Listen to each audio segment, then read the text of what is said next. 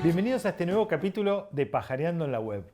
Hoy, tal cual lo prometimos, vamos a hablar sobre los nombres científicos y cómo pronunciarlos para no hacer papelón, porque como dijimos, en latín no pronunciamos tal cual como leemos. A veces arrastramos errores porque lo hemos escuchado en nuestros profesores, los hemos escuchado en la universidad, lo hemos escuchado 800 veces de una manera incorrecta y repetimos esos errores. Pero hay una manera correcta de pronunciar en latín. El latín es el idioma del Imperio Romano que se hablaba en el año 0 en lo que ahora es Italia. Viene de que eran la gente del lato, del plano, y entonces hablaban en el latín. Y es un idioma que fue evolucionando también, que digamos hay un latín arcaico en el año menos 700, hay un latín del menos 300, y hay un periodo que se considera el periodo clásico, que es el latín tal cual como pronunciaba Julio César. Julio César en español, Julius Caesar en latín, que es en el periodo entre el siglo -1 y el siglo I. Ese es el periodo clásico y es el que utilizamos en ciencia, el que se adoptó como la forma de pronunciar de los nombres científicos y que se usa en general en todo lo que es la ciencia. Después del periodo clásico, también hay otros periodos, el latín evoluciona al italiano en Italia, evoluciona al español en España, pero sigue en uso dentro de la Iglesia Católica y va evolucionando como parte de un uso, como pasa normalmente con todos los idiomas. Llega hasta nuestros días con una pronunciación que se conoce como el latín eclesiástico o latín tradicional eclesiástico, que es muy distinto del periodo clásico y es el que no vamos a utilizar y no se utiliza en ciencia. Mucha gente lo maneja y hay mucha influencia del latín eclesiástico en los países de Sudamérica por la influencia de las escuelas católicas donde sacerdotes católicos han enseñado a pronunciar de esa manera. De hecho, tenemos que desaprender algunas cosas tal vez de nuestro uso cotidiano del latín y de los nombres científicos. En cuanto a la escritura, el latín prácticamente no tiene modificaciones entre el periodo clásico y lo que llega a través del latín eclesiástico.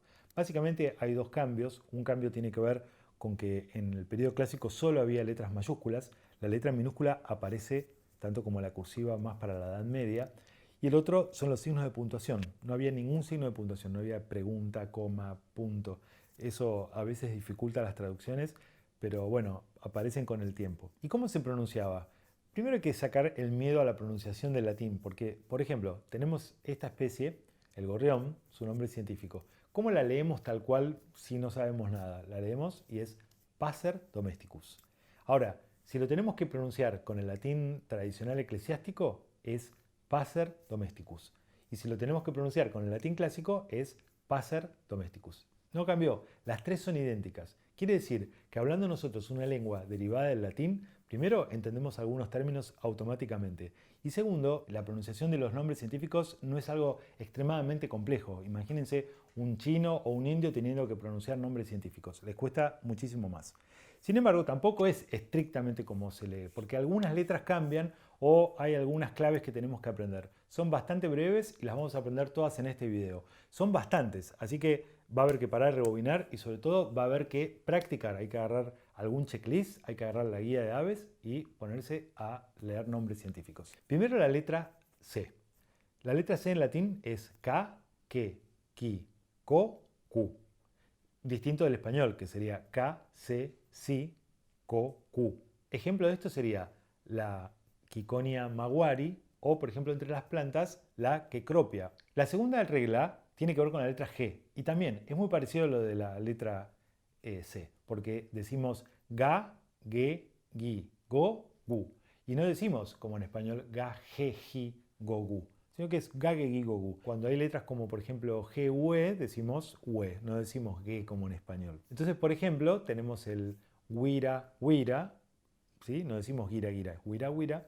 O, por ejemplo, este pato que es el Anas georgica.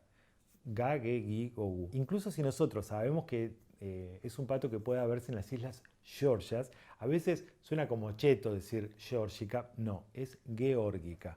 Pasamos a la letra H. La letra H no se pronuncia, básicamente no se pronuncia en casi ninguna palabra, como por ejemplo conocemos muy bien nuestro propio nombre, Homo sapiens. No pronunciamos la H, bueno, no se pronuncia en casi ningún caso. El Salix humboldtiana entre las plantas. ¿Sí? Nosotros sabemos que Humboldtiana viene de una persona que se llama Humboldt. Lo sabemos nosotros, probablemente no lo sepa un chino, ni un indio, ni alguien que vive en Uganda.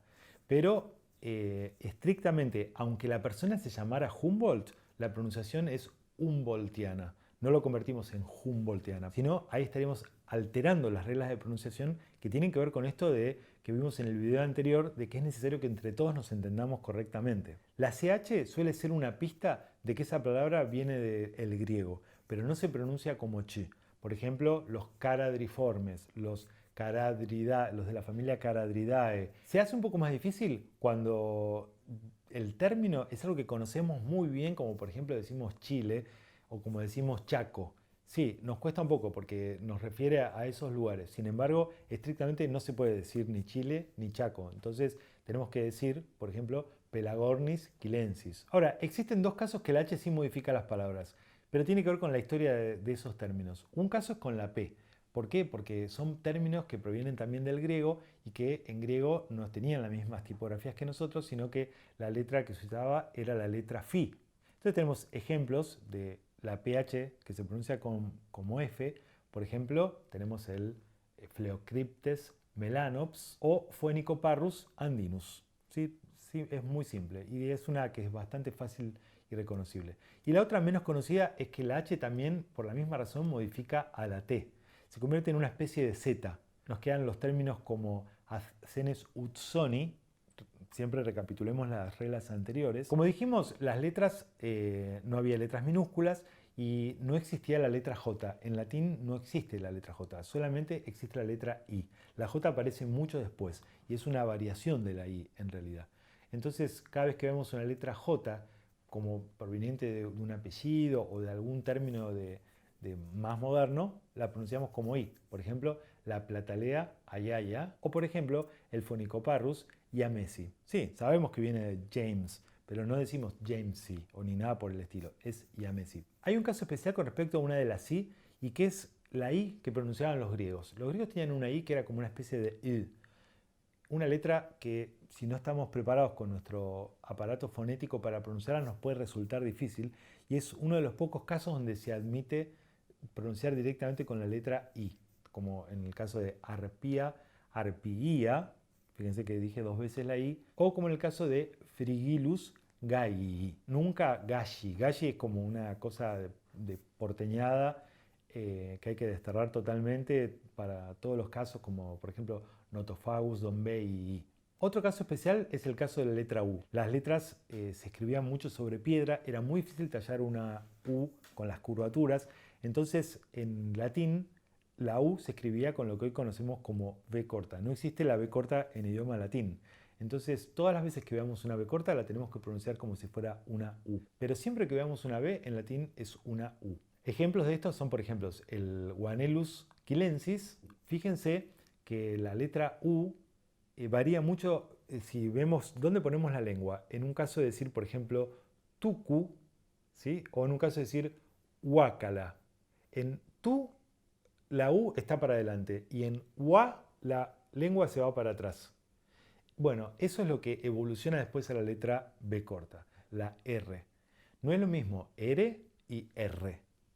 R es una sola, la R. Y para que sea R tienen que ser dos. En español esto cambió y esto nos puede confundir porque cuando la R está adelante la decimos como R, pero no, nosotros decimos Roma y sin embargo empieza con R.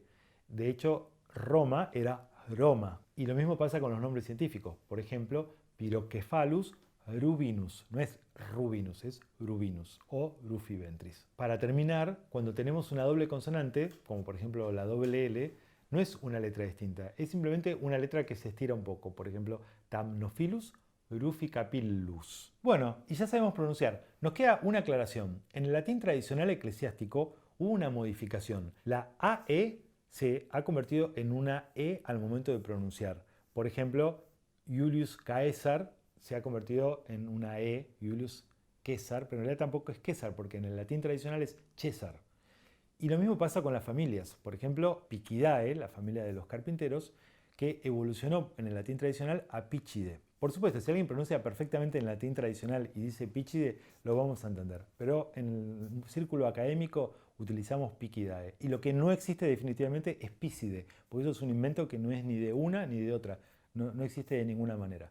Así que bueno, tenemos todas las reglas. ¿Fueron demasiadas? Bueno, rebobinamos, volvemos a verlo, practicamos, agarramos la guía y con esto salimos pronunciando. No hacemos más papelones y pasamos a el Fórmula 1 de los nombres científicos. Si te gustó este video, dale like, suscríbete al canal y sale a pajarear.